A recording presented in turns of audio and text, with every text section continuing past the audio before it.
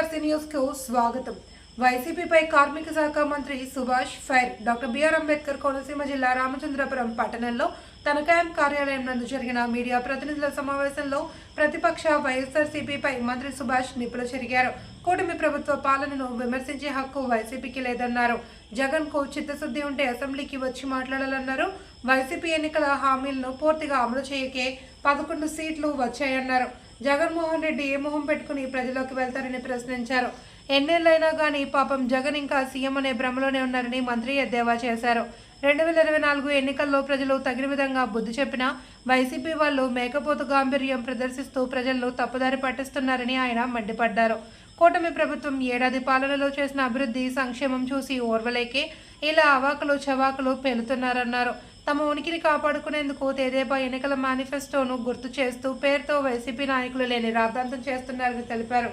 ఏడాది పాలనలోనే 90% ఎన్నికల హామీలు, ఎన్నికల్లో ఇవ్వని హామీలు సైతం సంక్షేమ కార్యక్రమాలు అమలు చేస్తున్న వైసీపీ నాయకులకు కనిపించడం లేదా అని మంత్రి సుభాష్ ఫైర్ అయ్యారు. ఈ నేపథ్యంలో ఉద్యమాలు చేయటం మేమేదో ప్రజల తరపున పోరాడేస్తున్నట్టు ఫీల్ అవుతా ఉన్నారు. గత 5 సంవత్సరాలు తీసుకుంటే వీళ్ళు ఏ హామీ నిలబెట్టారు?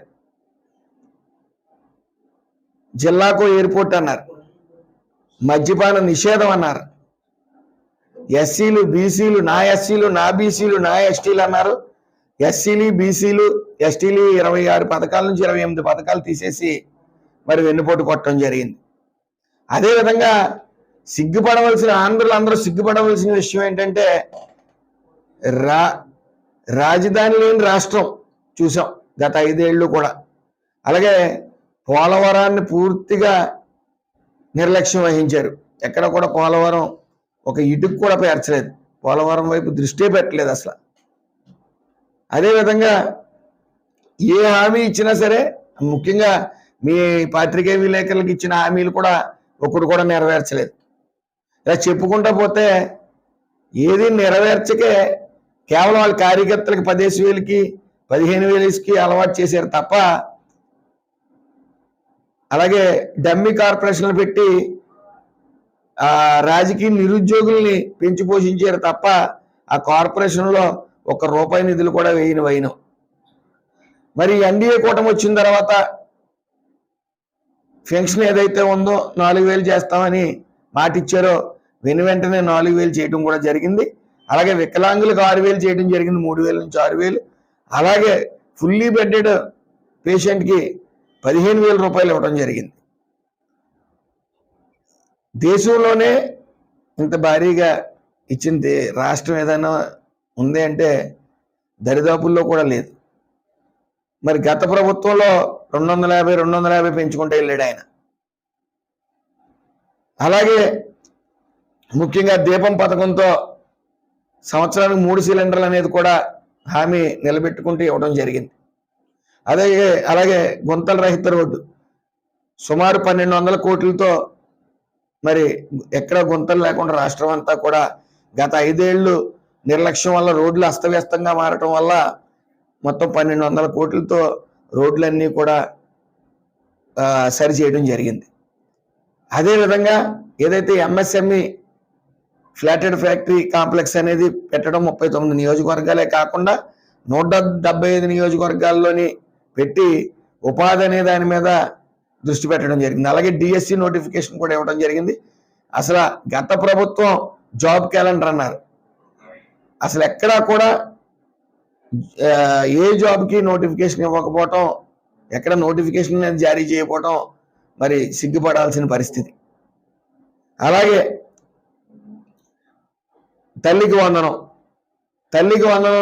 సుమారు రాష్ట్రంలో 68 లక్షల మందికి తల్లికి వందనం, ఎంతమంది పిల్లలు ఉంటే అంతమంది పిల్లలకు కూడా తల్లికి వందనం ₹15,000 ఇవ్వటం జరిగింది. అదేవిధంగా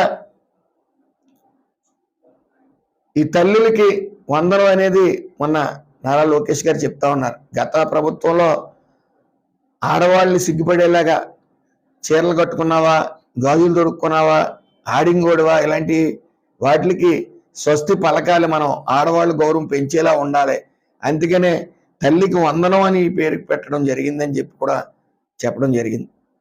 అలాగే ఉచిత మహిళలకు ఉచిత బస్సు కూడా ఈ ఆగస్టు 15న ఇస్తామని కూడా చెప్పడం జరిగింది. అది తూచా తప్పకుండా ఇవ్వడం జరుగుతుంది. అలాగే అన్నదాత సుఖీభావ కూడా ఈ నెల ఆగస్టు నెలలో కూడా ఇవ్వడం జరుగుతుందని ప్రకటించడం జరిగింది. ఒక్కొక్కటిగా రాష్ట్రాన్ని 10 లక్షల కోట్లు అప్పుల పాలు చేసి మరి ఈ రాష్ట్రాన్ని ఏ ఒక్క పెట్టుబడులు రానివ్వకుండా, ముఖ్యంగా కియా సంస్థ కానీ, జాకీ కానీ, అమర్ రాజా కానీ ఇలాంటి ఫ్యాక్టరీస్ని రానివ్వకుండా, ఎక్స్పాన్షన్ అనేది చేయకుండా రాష్ట్రం నుంచి తరిమి కొట్టడం, మరి రాష్ట్ర ఆర్థిక అభివృద్ధి ఎలా పెరుగుతుంది? మరి ఇక్కడికి చంద్రబాబు నాయుడు గారు ఎన్డీఏ కూటమి వచ్చిన తర్వాత సుమారు 8 లక్షల కోట్లు పెట్టుబడులు తీసుకురావడం జరిగింది. అంటే రాష్ట్ర ఆర్థిక అభివృద్ధితో పాటు ఏదైతే ఉద్యోగాలు ఇవ్వాల్సి ఉందో ఆ 20 లక్షల ఉద్యోగాలు హామీ ఇచ్చామో సుమారు 6 నుంచి 7 లక్షల ఉద్యోగాలు భర్తీ చేయడానికి కూడా రానున్న 3 సంవత్సరాల్లో సర్వం సిద్ధమైంది. ఒక్కొక్కటిగా హామీలు నిలబెట్టుకుంటూ వస్తే ఇతను ఒక సైకో పాలన చేసి 11 సీట్లకు పరిమితం అయినప్పుడు కూడా బుద్ధి రాకుండా కనీసం ఎక్కడ వీళ్ళు చేసిన అవినీతిని అసెంబ్లీలో ప్రశ్నిస్తారో అనే భావంతో, భయంతో దొంగచాటుకు ఒక సంతకం పెట్టి వెళ్ళిపోతా ఉన్నాడు ఆయన. అతనికి ప్రజల మీద, ప్రజా సమస్యల మీద చిత్తశుద్ధి ఉంటే అసెంబ్లీకి రావాలి కదా.